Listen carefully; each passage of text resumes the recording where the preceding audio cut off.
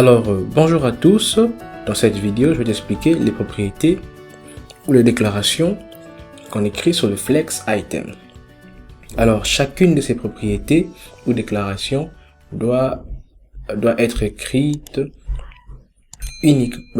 individuellement sur chaque élément enfant.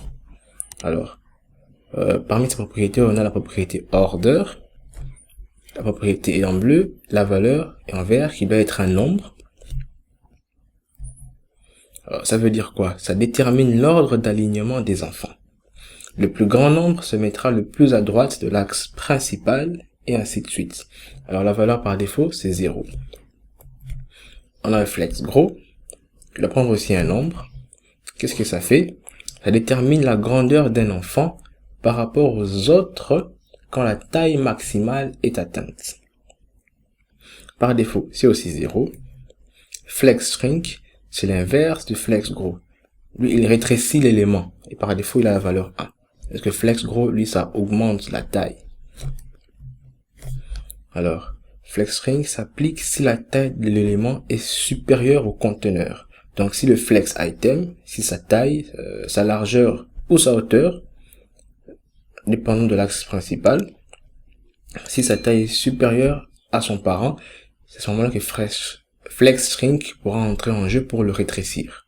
Alors, je te laisserai ce lien attaché à cette vidéo au cas où tu veux en savoir plus sur le flex shrink. Ok, je l'ai bien prononcé. Flex shrink. Align self. Alors, modifie l'alignement d'un seul élément enfant par rapport à l'axe secondaire. Alors ici, on ne modifie pas l'ensemble des éléments enfants, mais un seul élément enfant, celui qui sera sélectionné, celui sur qui va s'appliquer cette propriété. Et comme valeur, on peut avoir flex start, qui est la valeur par défaut. Ça signifie au début de l'axe secondaire, flex end à la fin de l'axe secondaire, center au centre ou au milieu de l'axe secondaire. Je crois qu'on a aussi auto, on va pouvoir voir ça dans la pratique, je pense. On a flex basis, qui prend aussi un nombre. Ça détermine la taille d'un élément par rapport à l'axe principal. Disons, pour être un peu plus clair, ça détermine la taille initiale d'un élément enfant sur l'axe principal. C'est assez important, on pourra voir ça en pratique.